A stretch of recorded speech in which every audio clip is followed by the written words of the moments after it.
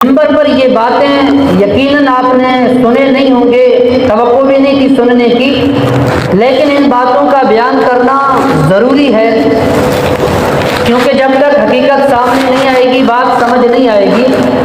تین قسم کے لوگ ہیں اور تین قسم کے نظریات ہیں۔ پہلا نظریہ مغرب کا ہے، ملحدین کا ہے۔ وہ کہتے ہیں کہ شہوت کو بہر صورت پورا کیا جائے اور شہوت پورا کرنے کی مکمل چھوٹ ملنی چاہیے، چاہے لڑکا کسی لڑکی سے دوستی کر رہا ہے بغیر میرج، بغیر شادی کے، اسے اپنی شہوت پوری کر رہا ہے، اسے بھی اجازت ملنی چاہیے، چاہے کوئی ہم جنس پرستی کے طریقے سے اپنی شہوت پوری کر رہا ہے، اسے بھی اجازت ملنی چاہیے، کسی بھی طرح اس میں رکاوٹ نہیں ڈالنا چاہیے۔ یہ نظریہ سراسر کفر ہے، غلط ہے اور غیر اسلامی اور غیر فطری ہے۔ دوسرا نظریہ مصنوعی مذہبی پیشواؤں کا ہے، جو عیسائی راہبین ہیں یا جو نن ہیں یا اسی طریقے سے جوگی ہیں، جو اپنے آپ کو مذہبی پیشوا کے طور پر دنیا کے سامنے پیش کرتے ہیں۔ حقیقت ایسا نہیں ہے جو نظر آتا ہے۔ یہ کہتے ہیں نہ شادی کرنی چاہیے، نہ نکاح کرنا چاہیے، یہ بھی غلط نظریہ ہے۔ اور تیسرا نظریہ اسلامی نظریہ ہے، وہ کہتے ہیں کہ شہوت ایک فطری عمل ہے، جس طرح کہ ایک صحت مند انسان کو بھوک بھی لگتا ہے، پیاس بھی لگتا ہے اور اسے نیند بھی آتی ہے، اسی طریقے سے ایک صحت مند انسان کے لیے شہوت کا آنا یہ کوئی گناہ کا کام نہیں ہے۔ البتہ بھوک کے وقت، پیاس کے وقت جیسے کہ آپ گندی چیزیں نہیں کھاتے، ایسا نہیں ہے کہ کسی کو پیاس لگی اور اس نے جا کر نالی کا پانی پی لیا ہو یا پیشاب پی کر اپنا پیاس بجھایا ہو، اسی طریقے سے بھوکے نے کوئی بھی گندی چیز دیکھ کر کھا لیا ہو تو اس طریقے سے بھوک اور پیاس نہیں بجھایا جاتا۔ اب اس وقت مغربی دنیا کو، ملحدین کو سانپ سونگھ جاتا ہے کہ وہ اگر یہ کہیں بھائی کھانا، بھوک لگ جانا، بھوک کو مٹانا ایک فطری عمل ہے، لہذا جب بھوک لگ جائے، پیاس لگ جائے تو نالی کا پانی بھی پی لو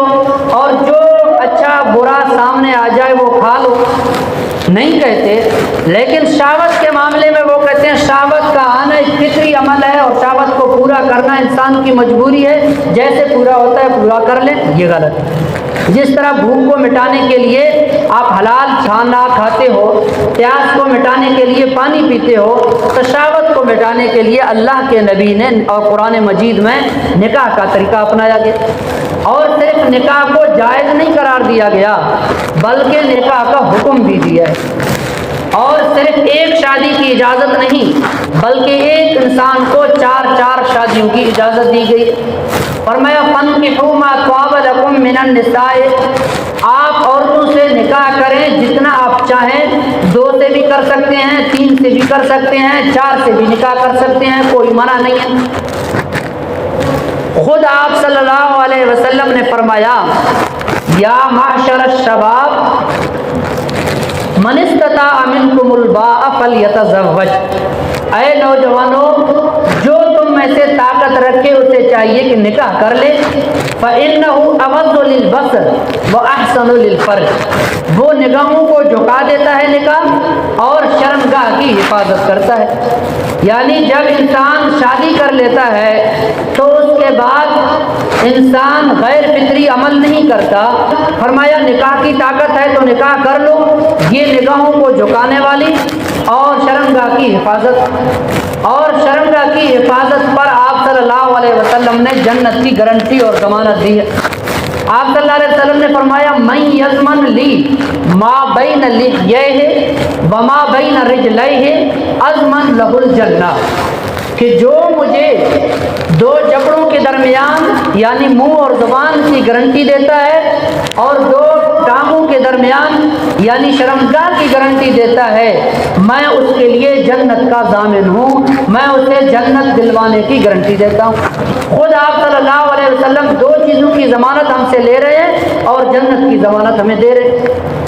تو فرمایا کہ نکاح کر لو، اس سے زنا سے انسان بچ جاتا ہے۔ اور ایک حدیث میں ہے کہ اگر کسی کو نکاح کی طاقت نہیں ہے تو اسے چاہیے کہ فعلیہ بالصوم، وہ کثرت سے روزہ رکھے۔ وجہ یہ ہے کہ جس طرح ایک صحت مند انسان کھانا نہ کھائے تو اسے بھوک لگ جاتا ہے، اور کمزور بیمار انسان جو ہوگا وہ اگر کئی دن بھی کھانا نہ کھائے اسے بھوک نہیں لگتی۔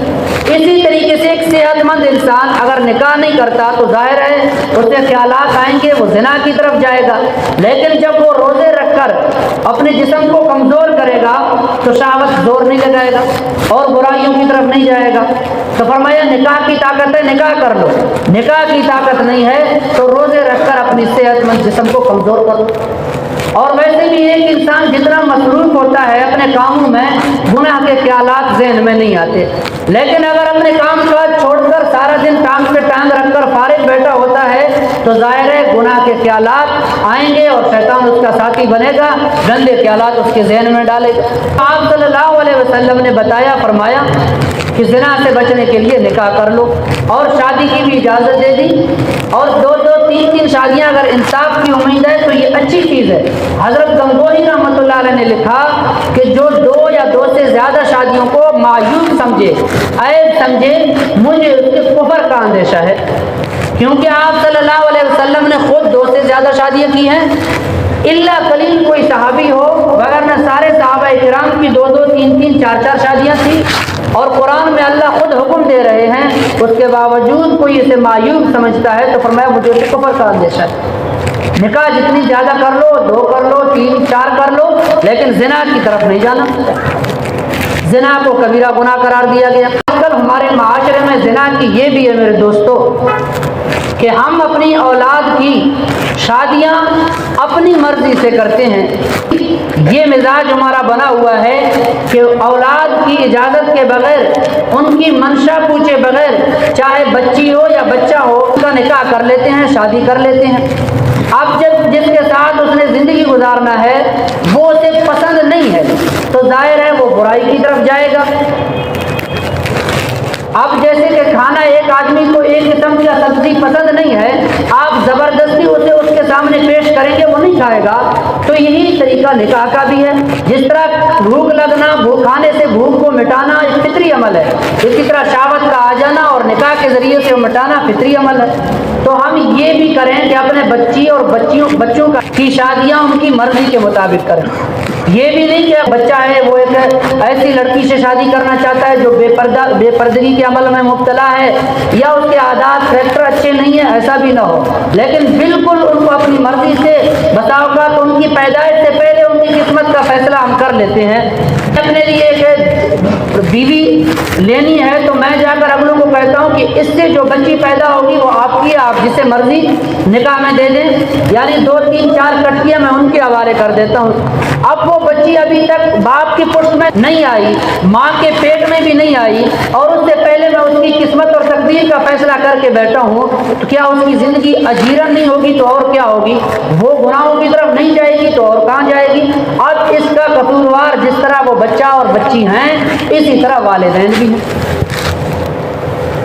تو اسلامی معاشرے میں نکاح کو پذیرائی دینا چاہیے، اور مغرب کی یہ کوشش ہے، وہاں نکاح پر پابندیاں ہیں اور زنا پر کوئی پابندی نہیں ہے۔ اگر 13 اور 14 سال کا لڑکا یا لڑکی زنا کر لیں تو کہتے ہیں زندگی ان کو اپنی مرضی سے جینے دو، اگر نکاح کر لیں تو واویلا مچا دیتی ہیں، دیکھو جی کم عمری میں شادی ہو گئی ہے۔ یہ کم عمری میں شادی ہونا یہ بعض لوگوں کے لیے نفع بخش بھی ہوتا ہے اور بعض کے لیے نقصان دہ بھی ہوتا ہے، یہ ہر آدمی کے اوپر ڈیپینڈ کرتا ہے، بعض کے لیے فائدہ بعض کے لیے نقصان۔ عمرو بن العاص رضی اللہ تعالیٰ عنہ بڑے صحابی تھے، گورنر بھی بنے، مصر کے حاکم بنے، ان کے بیٹے اور ان کی عمر میں صرف 13 سال کا فرق تھا۔ 12 سال کی عمر میں شادی کر لی، 1 سال کے بعد بچہ پیدا ہوا،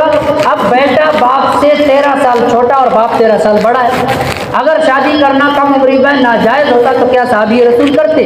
حضرت عباس رضی اللہ تعالیٰ عنہ جو آپ رسم کے چچا ہے، انہوں نے اپنے تینوں بیٹوں کو بلایا، فضل بن عباس، قسم بن عباس، عبداللہ بن عباس، اور ان سے کہا بیٹو جب آپ کے نکاح کا ارادہ ہو جائے مجھے بتانا، جب آپ چاہیں کہ ہم نکاح کریں گے مجھے بتاؤ، میں آپ کا نکاح کر دیتا ہوں۔ یعنی ہم اولاد سے پوچھتے نہیں ہیں کہ آپ نکاح کرنا چاہتے ہیں، کہاں نکاح کرنا چاہتے ہیں۔ دن کو باپ بازار میں جاتا ہے، بچی کا سودا کر کے بکری کی طرح واپس رات کو آ کر والدہ کو بتا دیتا ہے کہ بیٹی کو میں نے فلاں آدمی کے بیٹے کے حوالے کر دیا۔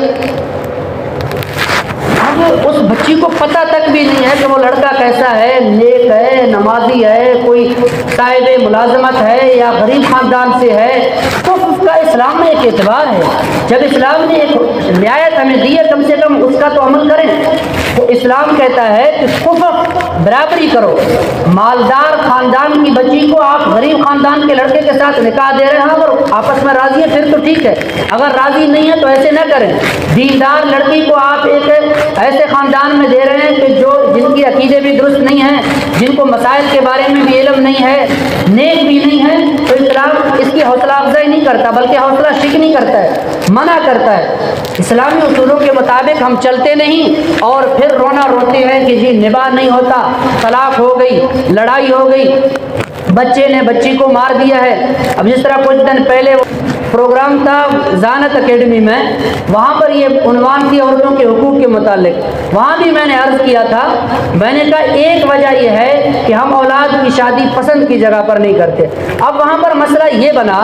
کہ والدہ نے کہا آپ کی بیوی کام کاج نہیں کرتی، گھر کی کام نہیں کرتی اور دوسری بہن سارا دن کام کر رہی ہوتی ہے، تو اس نے کلہاڑی اٹھائی اور جا کر عورت کے سر کو پھوڑ دیا اور اسے موت کے گھاٹ اتار دیا۔ اب اگر اسے اپنی بیوی پسند ہوتی، اسے محبت ہوتی، تو کیا اس قدر چھوٹی بات پر وہ کھلاڑی اٹھا کر اپنی بیوی کی سر کو پھوڑتا؟